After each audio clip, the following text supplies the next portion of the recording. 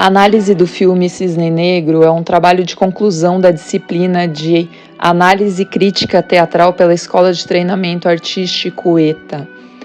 O filme Cisne Negro é um suspense que estreou em 2010, dirigido por Darren Aronofsky, e apresenta a história de Nina Sayers, representada pela atriz Natalie Portman, bailarina de uma companhia nova-iorquina de balé dedicada à dança com perfeccionismo intenso.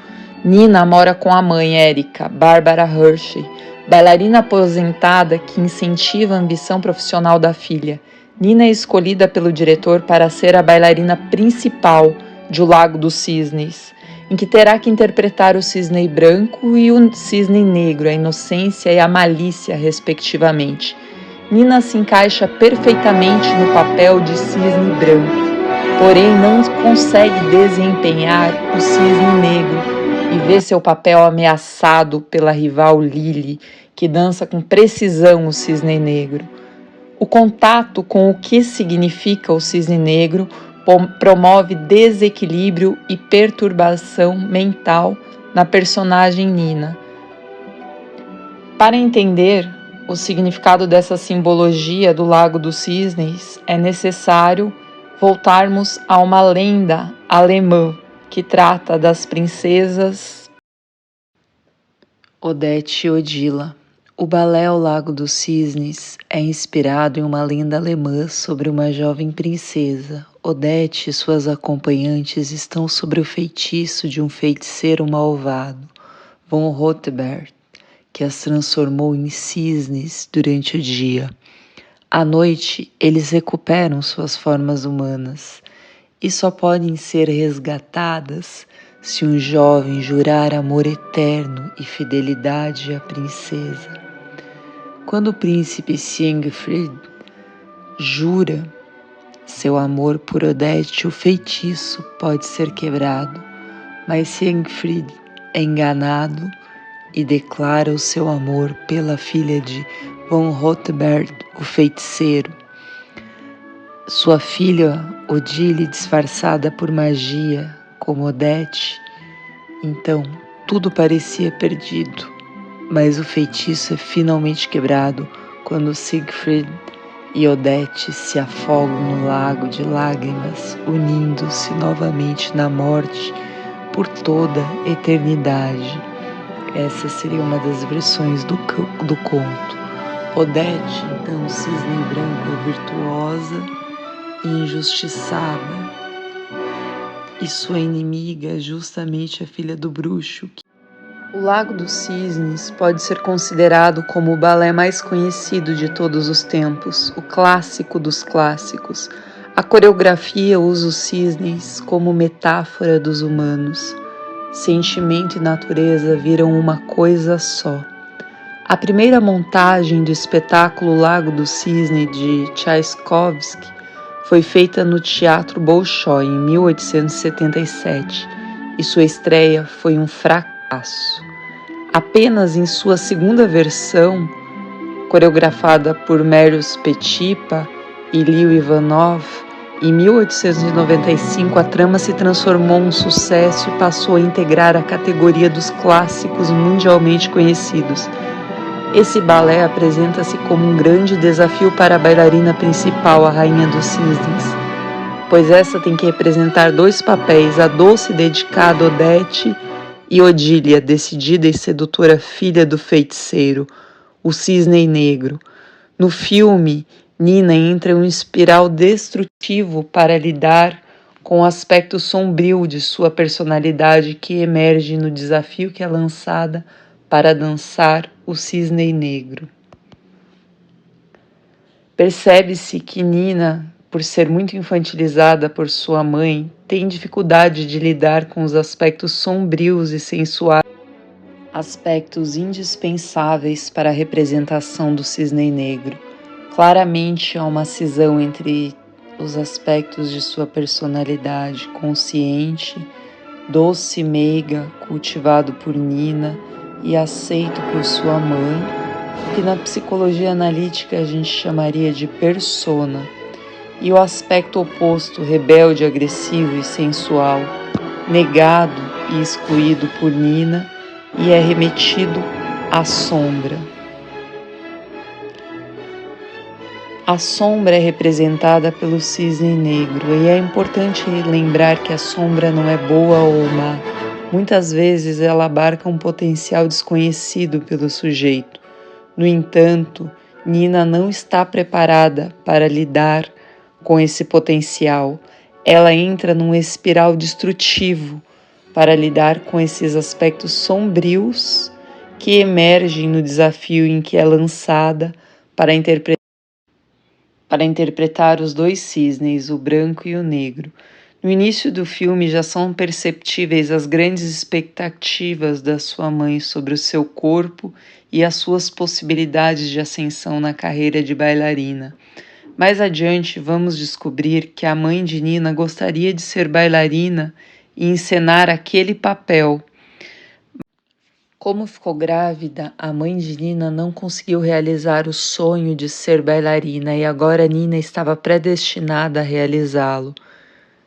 De acordo com Jung, por um longo tempo de modo intenso, terão os filhos que carregar o peso da vida que seus pais não viveram, como que forçados a realizar aquilo que eles recalcaram e mantiveram inconsciente. Podemos ver também nessa mãe absoluta e exageradamente presente características que trazem um forte indício de controle extremo e a posição de uma mãe devoradora. As atitudes da mãe em relação à sua filha, de servi-la, vesti-la, já demonstram atitudes sufocantes. Esses atos de atenção e cuidado extremo são muito importantes num primeiro momento da vida, depois se tornam prejudiciais quando realizados para uma pessoa adulta e capaz, pois impõem uma posição passiva e infantilizada, não incentivando a autonomia. Obviamente, podemos também pensar no problema da falta de pai, não só do excesso de mãe, mas na ausência da função paterna. E assim Nina e a mãe bastam por si só, mantendo um vínculo que beira fixação e a loucura. A mãe tenta manter a relação de dependência a todo custo, pois parece ser bastante ameaçador quebrar esse vínculo e inserir outro alguém. Chegando na companhia, Nina dirige-se ao camarim onde outras dançarinas conversam sobre a primeira bailarina, a Betty, que estaria velha demais para continuar no papel e alguém teria que tomar o seu lugar. A bailarina escolhida precisará integrar os dois cisnes, o branco e o negro, pois esse era o papel da antiga protagonista do espetáculo, a Betty, que precisava ser substituída, pois era a mais velha e devia aposentar-se. Betty sai triste e arrasada. Nina aproveita para entrar no camarim e roubar-lhe alguns objetos. A utilização dos pertences de Betty seria uma tentativa de Nina de se apropriar do lugar ocupado por Betty e, mais que isso, conseguir se sentir como se fosse a própria Betty, representada como uma mulher madura, explosiva, sexualizada e, acima de tudo, que Nina considerava perfeita. Por fim, Betty acaba atropelada e atrocidada por si mesma, por sua rigidez em poder existir de uma forma tão restrita mediante a interpretação. Tá. O filme gira, né? O filme trata dessa personagem principal e das projeções que ela faz em cima das pessoas. E ele está pautado muito nas impressões que ela tem acerca da realidade. Então é um filme que é bastante confuso, ora você não sabe o que está acontecendo na cabeça dela, o que aconteceu de fato, porque também trata de uma temática que é a saúde mental, a questão de como alguns aspectos da nossa personalidade podem colapsar a tal ponto, no caso dela, assim, de se tornar realmente uma doença. Então ele é muito analisado também, eu vi várias pessoas fizeram já a análise desse filme, tratando também, em alguns casos, especificamente da psicose da Nina, dos distúrbios. E eu pensei também acerca de mergulhar mais fundo na questão dos aspectos arquetípicos que ela vivencia, por exemplo, a morte, a integração da própria sombra, que é o cisne negro, que é uma parte dela que não cabe na autoimagem dela, na personalidade dela, que está muito moldada por essa mãe e pelo que a mãe espera dela, pelas altas exigências, pela infantilização que a mãe faz dela.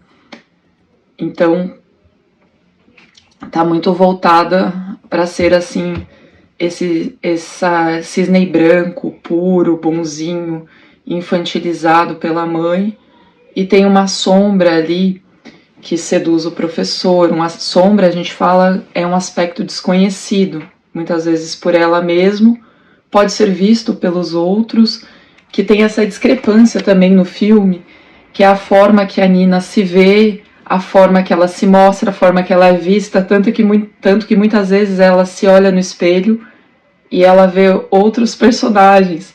Ela vê a amiga dela, que tem essas características. Amiga não, a Lili é uma rival, porque a Lili ela consegue encarar esses aspectos tão custosos para Nina, né? Esse aspecto da sedução, da agressividade, do cisne negro.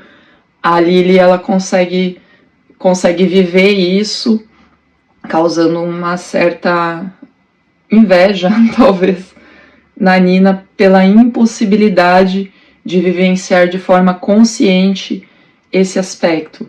E não é dando spoiler, não é à toa que no final do filme, quando ela, enfim, integra o cisne negro, ela morre, porque é como se ela não suportasse.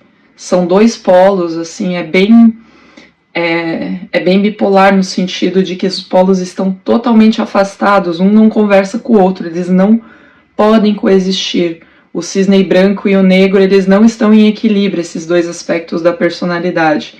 Então, quando ela integra essa sombra, que é o cisne negro, dá a entender que ela literalmente morre, porque ela entrou numa briga com ela mesma, ela entrou num embate profundo, e esse embate profundo em psicologia analítica a gente entende que é esse processo da individuação, que é um embate com aspectos da nossa sombra, aspectos desconhecidos de nós mesmos, que já não dá mais, chega um momento que já não dá mais para falar que é a mãe, falar que é o outro, falar que é isso, é aquilo, e a gente precisa se responsabilizar por esses aspectos, integrá-los em partes para seguir para a vida. Então a Nina ela passa por um processo muito intenso de individuação. Então a gente vê que a individuação é um processo também perigoso, em certo sentido, que algumas pessoas podem sucumbir a ele, não pode aguentar, suportar alguns aspectos ocultos em si, ou porque foram muito moldadinhas. Essa questão a gente sempre pensa, será que a pessoa nasceu com uma fragilidade, ou essa rigidez foi mesmo implantada pela mãe, esse excesso de cobrança, de perfeccionismo, de ter que estar nesse lugar tão rígido e perfeitinho, foi mesmo implantado pela mãe? Então aqui eu vou falar sobre o filme, né? Um filme de suspense que estreou em 2010, dirigido por Darren Aronofsky, acho que é assim que se pronuncia. A Nina, ela é vivida pela atriz Natalie Portman. Então aqui estão os dados do filme. Inicialmente eu ainda estou em dúvida no desenvolvimento do trabalho, se eu vou narrando cada cena, e daí eu paro nas cenas que logo de início a gente percebe a exigência da mãe, a ambição que a mãe tem em relação à carreira da Nina, porque a mãe queria ser essa bailarina, queria ser essa cisne, assim, essa grande bailarina admirada por todos, e o filme mostra que ela meio culpabiliza indiretamente a filha, porque ela engravidou e não pôde fazer esse papel. Há também esse descarte, né? Nessa profissão da bailarina, a gente vê também pela personagem, a Beth, ela chegou numa idade ali, ela foi descartada, se aposentou. Assim, a forma fria e cruel como se lida com o ser humano, nesse sentido de, engravidou, foi descartada, já não serve mais para o papel. Atingiu uma certa idade, uma mulher super jovem, que era a Beth, bonita, né? Elas começam a rir dela, né? Assim, a questão do etarismo, dessa cobrança pela juventude eterna, pela perfeição, pela aparência, assim, essa sobrecarga extrema que há em alguns meios, assim, não sei como é o balé, hoje eu não tenho esse contato, mas eu já ouvi falar que é terrível, então não tenho muito conhecimento.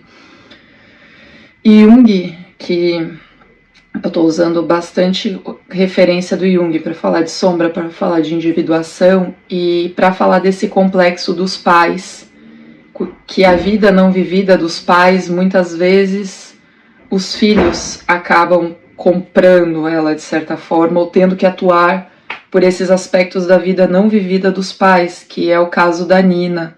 A gente não sabe até que ponto isso era dela, a gente sabe que ela comprou, e até que ponto isso era a mãe dela, tanto que a mãe dela usava o termo nosso papel, a mãe dela se realizava nela, no que ela fazia.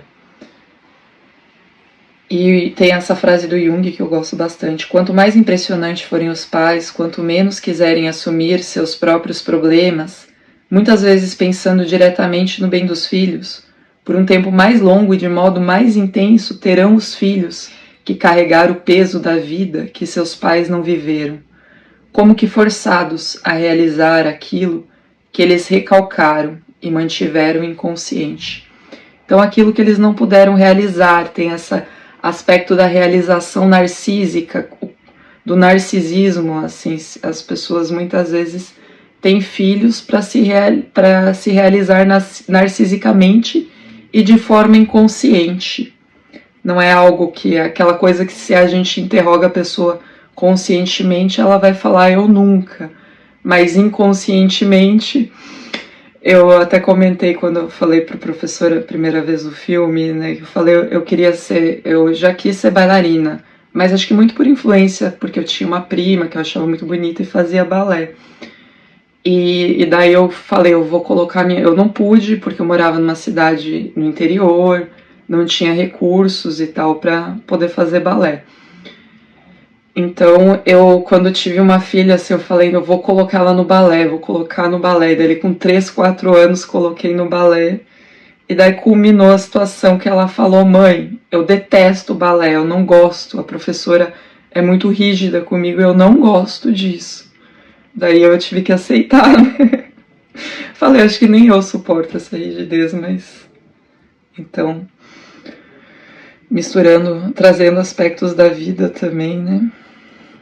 Então eu vou tratar também da questão da imagem, dos abismos narcísicos entre o que como a gente se vê, o que a gente mostra para o outro, o que é o nosso ideal, aquilo que a gente gostaria de ser, e às vezes os abismos, entre aspas, que há entre esse eu ideal e aquilo que eu consigo, aquilo que eu posso ser.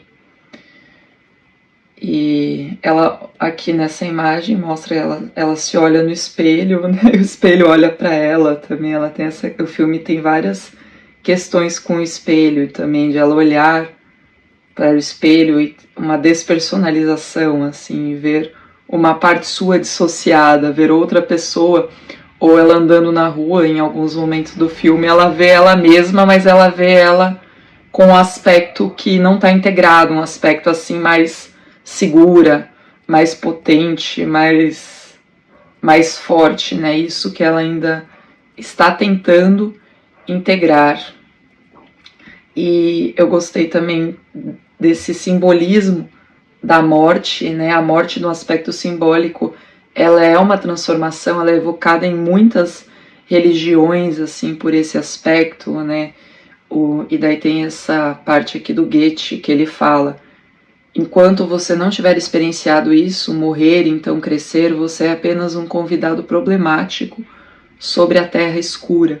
Também é uma temática muito abordada pelo cristianismo, no sentido de que é preciso morrer para renascer, ou pela gnose, né, que a semente ela precisa morrer inteiramente para então chegar à vida, e isso tem um aspecto simbólico, e muitas coisas, aqui no caso na psicose, o simbólico ele é vivido literalmente, por isso que a morte acaba acontecendo nesse filme, acaba sendo literalizada pela impossibilidade de viver essa transformação, pensando agora do ponto de vista do tarô, assim, a carta da morte simboliza uma transformação, assim, quase um chamado para uma nova vida. Então, quando a gente não consegue viver as coisas, as passagens, as etapas, os lutos de forma simbólica, a gente literaliza as coisas. E daí é muita coisa para falar, né? E daí, olha, culpa, narcisismo, egocentrismo, excesso de importância. Eu acho que eu vou tirar até essa questão da culpa. Então, a questão do narcisismo, o egocentrismo e o excesso de importância, assim, o tempo todo ela ali, e o quanto isso é prejudicial para a personalidade. Daí, pensando, a culpa é da mãe, eu não queria também tratar desse assunto, porque fica sempre essa questão, a culpa é da mãe, fica meio aparentemente óbvia no filme, mas a gente tem uma ausência paterna assim que é muito gritante e muito comum. Não é gritante porque parece que as pessoas não se importam muito com isso, mas em momento algum fala-se desse pai. A Nina só tem mãe, não tem pai, né? Não existe pai. Então a gente percebe os danos causados pelo narcisismo materno dessa mãe que abdicou de si, que perdeu a própria vida em prol de cuidar do outro, de criar a Nina, e o quanto isso influencia. Daí a gente pensa nos sabotadores psíquicos. Aqui eu tenho uma imagem que eu não sei se não veio, que é do professor. Tem um momento que ele fala para ela o seguinte, ele fala que a única que está no caminho dela